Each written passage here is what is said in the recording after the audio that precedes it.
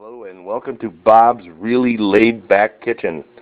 We're going to do something pretty normal, just a plain old pot roast at the store, and they had a 2-for-1. So I got this lovely little cut of meat for about $2.38 a pound. Back when we were kids that was horrible, but what I'm going to do is I'm going to sear it up. I'm going to use, oh my gosh, a propane torch. Why? Because it saves on water, and it's quick. You get a little more control. You get all your edges really nice, and you're not dirtying up another pot. So it saves on space and things like that. When we get cooking here, yeah, I don't have the world's most expensive oven or range. Matter of fact, this is pretty old. I replaced the igniters last week. They're getting a little tired. And we're going to use the greatest thing ever. We're going to use a legless Dutch oven. Use a Dutch oven to slow cook. Fantastic. A little better than a crock pot. I know we're having meat already here, but the pot lends flavor to what you're cooking as well. We're probably going to put some white wine in with this.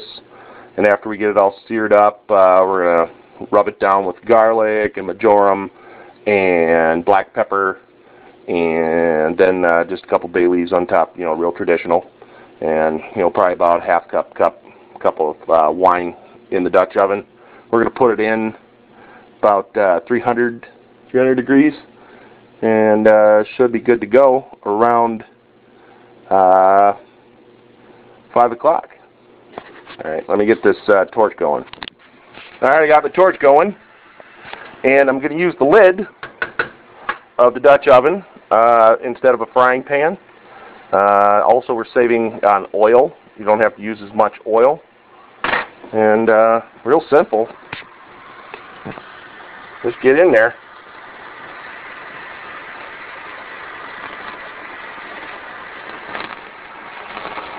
Cook everything till it blisters.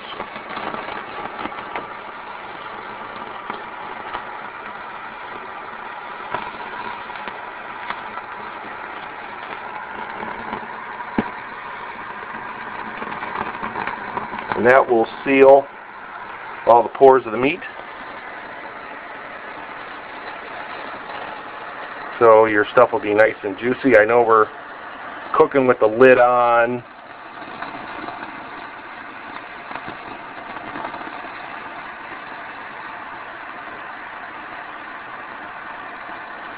Any of you media or advertising people out there, you probably recognize this is how they cook all the steaks and stuff when they're doing a photo shoot. They just take a torch, they cook it like this, and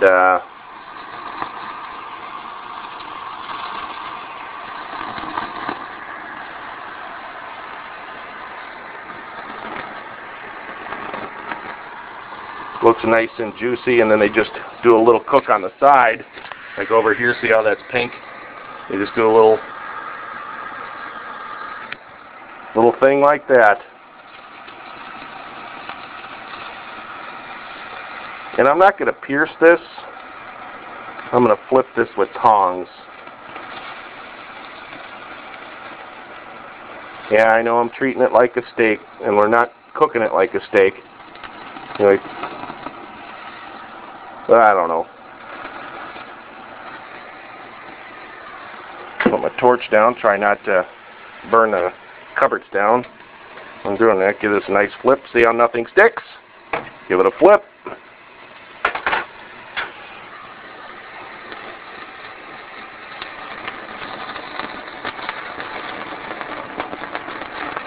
Yeah, you vegetarians probably are not too into this. This is probably torture. And I guess if you see the heading that says Dutch ovening or doing a pot roast,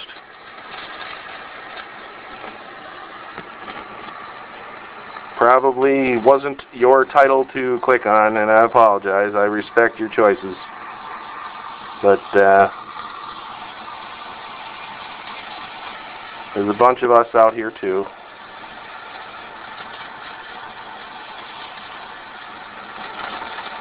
Matter of fact, I prefer veggie spaghetti to meat sauce spaghetti.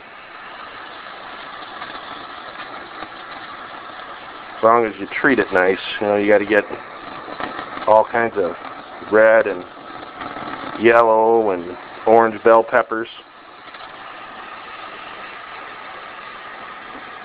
It's actually more expensive than a meat spaghetti, and you could, I suppose you could do the same thing, you know, put all the peppers and stuff in there and put meat in there, but it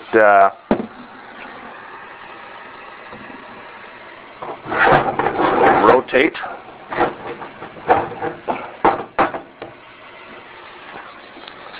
Alright, so you get the idea.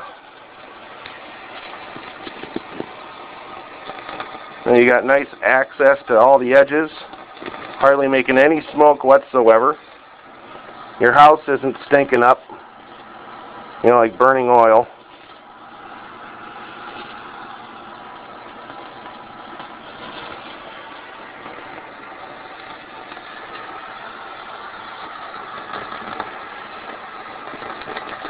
And it's manly, you know. There's just something about holding this fire and going to town on this roast here that is awfully fun. Let's see if I can find some. Alright, see these pores right here? These pores right here? Cook them and they close, just like that. Meat shrinks around it, seals up.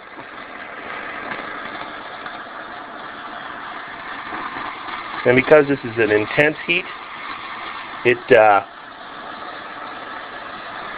and I'm not staying on any spot for too long,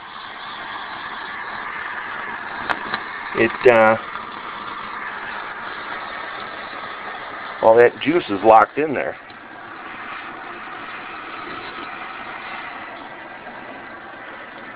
I got a hole there.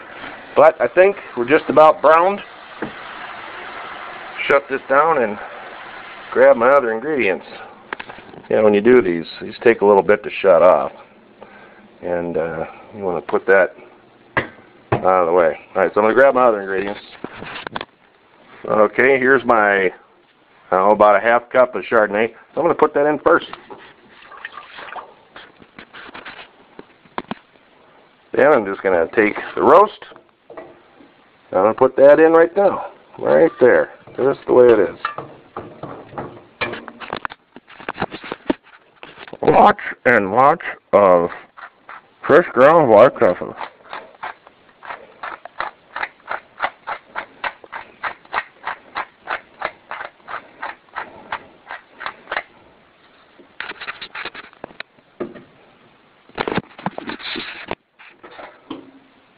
About a tablespoon of minced garlic. I like this stuff out of the jar. If you want to use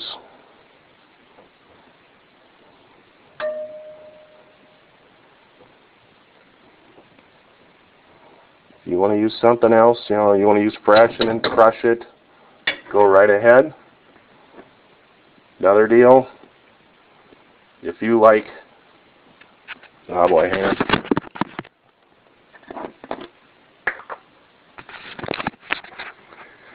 If you like fresh herbs, knock yourself out. I don't have that kind of dough. Here's some whole marjoram.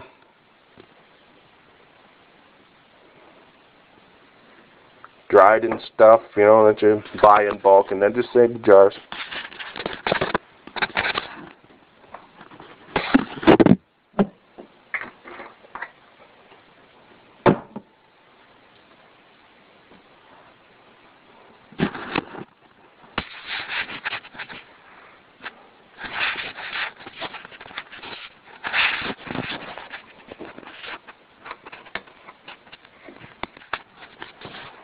I don't know where I stopped. I don't know, I I hit the pause button at the wrong time, but there's minced garlic, that stuff, about a tablespoon, black pepper, and drizzle of Worcestershire.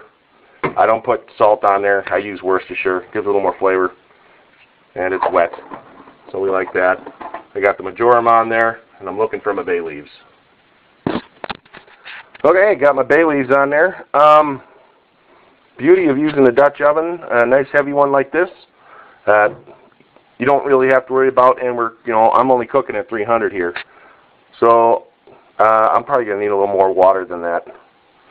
I'll put some water on top of that wine. Because we want something left over to make a little gravy. Okay, so set at 300, and just going to put it in. And we'll see the end result later. The dumb little trick. You ever, yep, we're going to put the regular carrots in there. The little baby carrots are nice and fast. They're not big enough or whatever. Yeah, it seems like they lose a lot of their sweetness, from all the processing. So, I noticed, but it took me 40 some odd years to figure it out. But these things work in two directions. I don't know, I'm done. I just sit there and go like that, and then realize, holy cow.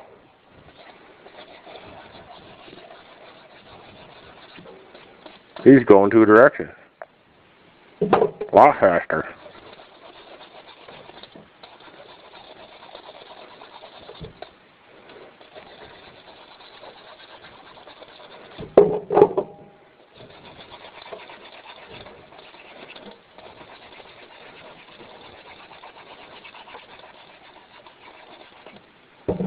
Alright, hold that with my mouth.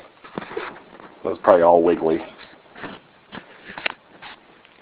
Okay, I got some Yukon Gold potatoes in there. Everything's cooking down real nice. Still got a good amount of moisture in there. I got some diced onions. Just put that right on top of, try to keep them all on top of the meat. Just, I don't know, maybe a half cup of onions. Just one small onion. Maybe about the size of a racquetball. Put that right on there. Then I have got the 2.5 pound of those carrots. Got those all cleaned up. I'm going to put those in here. Why aren't I putting the potatoes in there too? Well, this is a small oven. Small Dutch oven. So don't have a ton of room in here.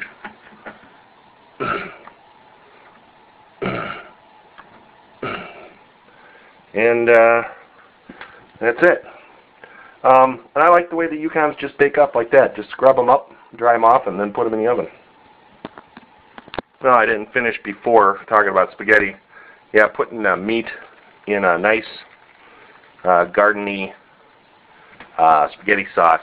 I think the meat takes away from those flavors.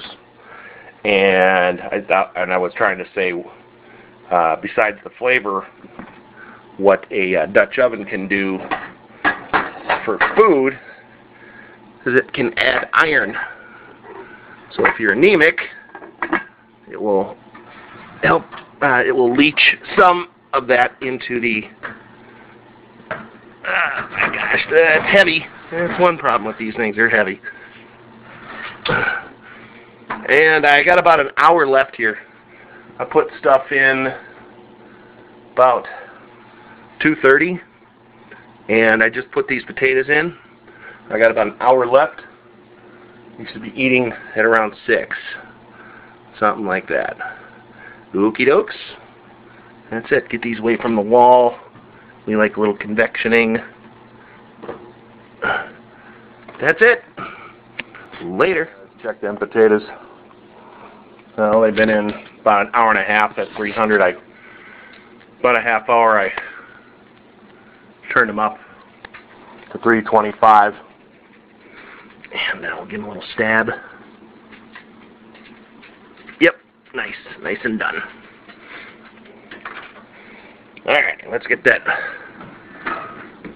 roast out of here.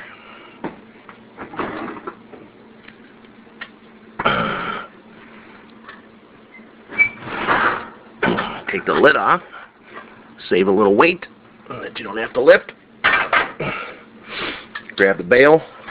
Ta-da. There's the bale.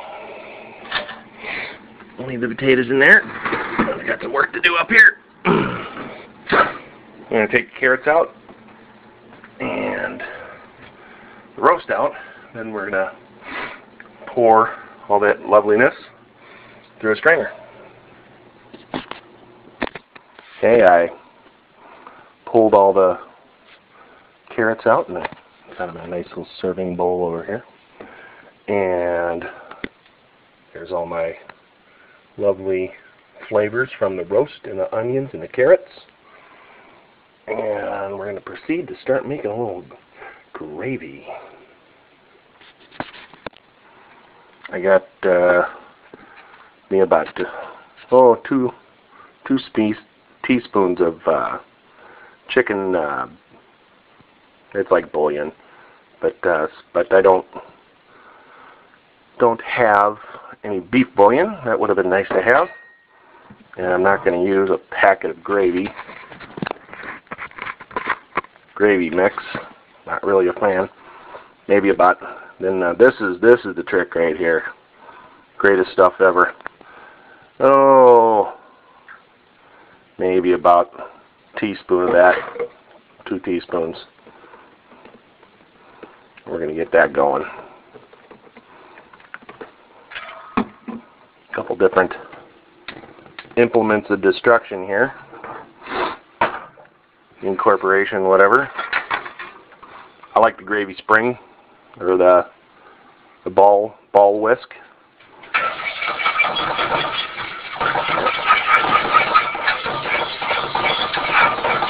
Nice brown color.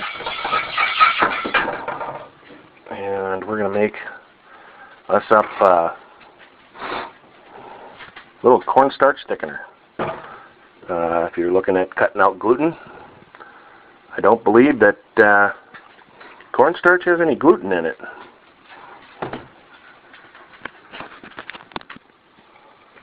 Okay, probably about 2 of these.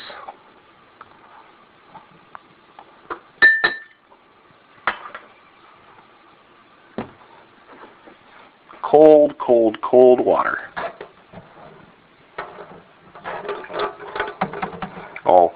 All the stuff that I strained out, I put back on top. And always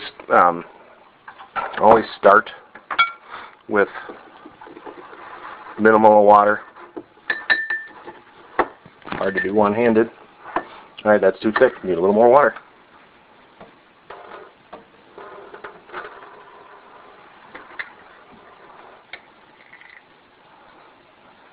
You know what? I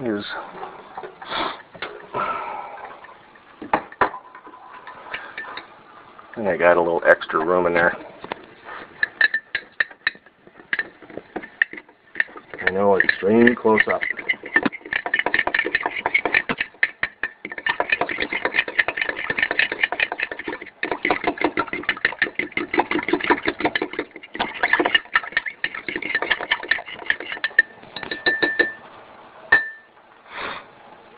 Alright. And it is pretty thin, so we don't have to be super careful about incorporating it. If you had a big volume of gravy here, you wouldn't need that much. And then it goes, right?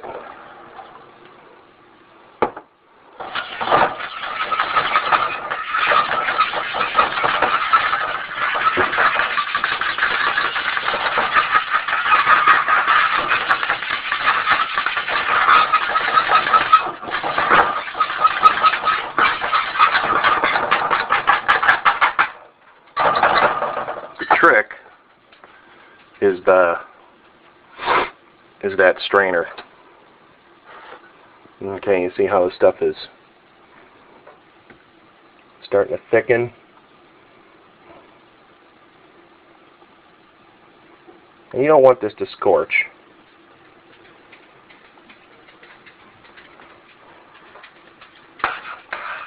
Like that.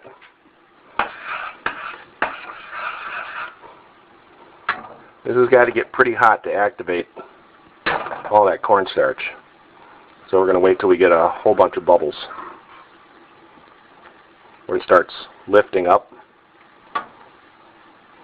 And it's just about starting to do that now. See this little spot right here in the middle? That means it's still kind of cool there.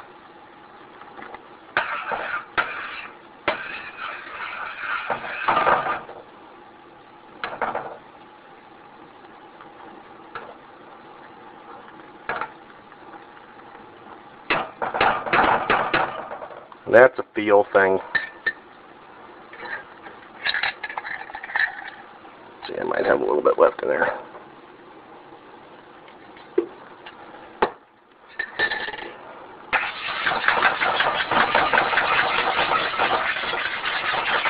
Here's a 1-quart saucepan. I probably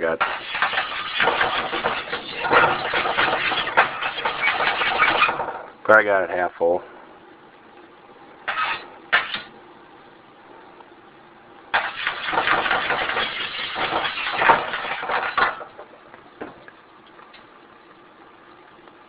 And you know, if you're a baked potato person and you slather it with sour cream and butter, well, it's just a fat trade-off.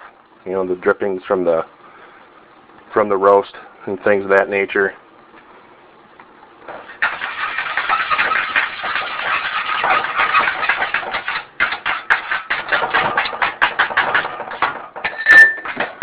Hey, didn't hit the floor with the... Yeah, but we can turn that off. That's done. So that's it. Just assemble it and eat it. Bon appetit. And thanks for joining me here at Bob's Really Laid Back Kitchen.